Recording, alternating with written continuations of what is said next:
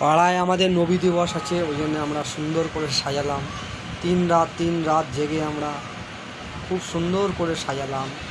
এই আমার ছেলে, এও সাজিয়েছে। এর নাম হলো আংস মণ্ডল, আর আমার নাম হলো বাপি মণ্ডল। দেখে তোমরা চ্যানেলটা আমাদের সাবস্ক্রাইব করে নেবে, লাইক করে নেবে, কমেন্ট করবে। তুমি কিছু বলবে? ঠিক আছে, এই কথা বলে আমি যাচ্ছি।